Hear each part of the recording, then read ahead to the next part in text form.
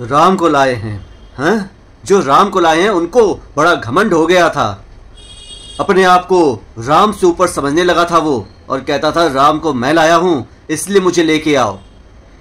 वो राम से बड़ा बन बैठा था, इसीलिए हमने उसे हरा दिया। हमने उसको उसकी औकात याद दिला दी।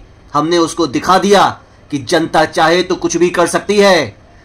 भले हमारी दीवार गिर जाए तो गिर जाए, लेकिन तुम्हारी बकरी तो मार के ही छोड़ेंगे।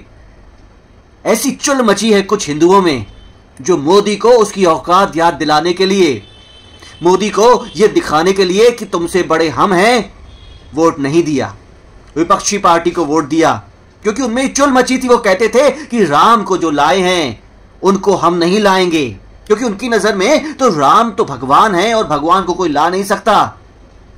सच्चाई है। लेकिन जो विपक्षी पार्टी ने, मलेच्छों ने एक भ्रम फैला दिया था, उस भ्रम के शिकार हो गए आप लोग। मुझे एक बात बताओ, दिवाली में कभी पूजा की है? पूजा किसकी करते हो? गणपति जी की, लक्ष्मी जी की? उन्हें तो लेके आते हो ना अपने घर में, बोलते हो ना कि हम आज लक्ष्मी गणेश लेकर के आए। तो आपकी इतनी औकात थी जो आप लक्ष्मी गणेश को लेकर के आए? इतना दम था, इतनी हिम्मत थी आप में जो लक्ष्मी गणेश को लेके आए? इसी प्रकार मोदी राम को लेके आए थे। इतनी अकल, इतनी बेवकूफापन आप में अंदर है जो ये नहीं समझ पाते हैं कि जो राम को लाए हैं हम उनको लाएंगे। ये एक गाना था जो एक कलाकार ने गाया था, बिल्कुल इसी तरह कि चांद सिफारिश करता जो तेरा मुझको पता, चांद तारे तोड़ लाऊंगा। ये गाने होते हैं भाइयों, ये कल्पनाएं होती हैं। जो राम को लाए हैं हम उनको लाएंगे, ये एक कवि की कविता थी।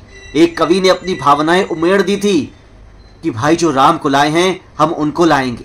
उसी प्रकार जिस प्रकार आप लक्ष्मी गणेश जी को लेके आते हो अपने घर में हर दिवाली को, आप लक्ष्मी गणेश को पैदा नहीं किए, आपने पैदा नहीं किया उनको, लेकिन उनको लेके तो आते हो ना। इतनी छोटी सी अकल आप में नहीं आ पाई, और आपने अपने ही पांव पे खुलाड़ी मार दी, ये सोच के कि हम उसको औकात याद दिलाएंगे, उसका अहंकार तोड़ेंगे, उसके गर्व को तिनका तिनका कर देंगे, जो हमारे लिए खड़ा है, जो हमारे साथ खड़ा है। अरे वो है तो तुम हो। अगर तुम लोगों ने देखा होगा तो तुम्हारी आंखों में आंसू आ गए होंगे जब वो बोलता था कि 400 पार 400 पार, और जब उसको 300 भी नहीं आई तो उसके चेहरे के जो हालात थे, उस हालात को देख के अगर आपकी आंखों में आंसू नहीं आए तो माफ कीजिएगा, आप असल में हिंदू नहीं बचे हो। आपको ये शर्म नहीं आई कि एक बुजुर्ग को आपने रुला दिया, उसके दिल को तड़पा दिया, उस राजा को जो कि आपका राजा है। आप मानो चाहे ना मानो, लेकिन वो आपका राजा है। वो 240 सीटें लेके आया है, वो सत्ता पे बैठा है, और किसी के मानने या ना मानने से वो उसका राजा होना या ना होना ये पॉसिबल नहीं है। और राजा भगवान होता है, राजा एक पिता होता है और प्रजा उसकी संतान होती है। इतनी अकल आप में नहीं आई जो ये समझ सको कि एक राजा को रुला करके, उस राजा को जिसने आपके लिए इतना कुछ किया। अयोध्यावासी कुछ लोग बोलते हैं कि हमें बदनाम मत करो। फैजाबाद में 5 आती है सीटें, उन 5 सीटों में, अयोध्या सीट में राम मंदिर बनवाने की वजह से हमने बीजेपी को वोट ज्यादा दिया, हमारा प्रतिशत ज्यादा था। अरे अकल के अंधों, चुल्लू भर पानी में डूब क्यों नहीं मरते हो? कम और ज्यादा की बात कर रहे हो।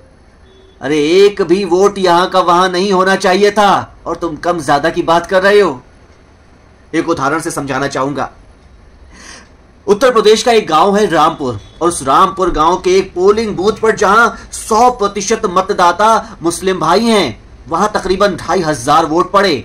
और इस गांव में प्रधानमंत्री मोदी जी ने योजना जो चलाई थी, उस योजना के तहत तकरीबन 550 घर उन्होंने प्रदान किए, यानी कि 2500 लोगों में 550 घर मुस्लिम लोगों को मिले, उन मुस्लिम भाइयों को मिले।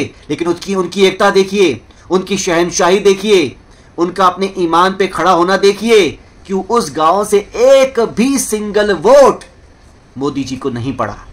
ये होती है एकता, इसे कहते हैं संगठन, इसे कहते हैं पावर। और जब दो लोग लड़ते हैं ना, तो तीसरा फायदा उठा ही जाता है। आप लड़ो, कोई और फायदा उठा ले। आप लड़ो और कोई और फायदा उठा ले। यही तो आप चाहते हो कि हम लड़ते रहें और कोई और फायदा उठाता रहे।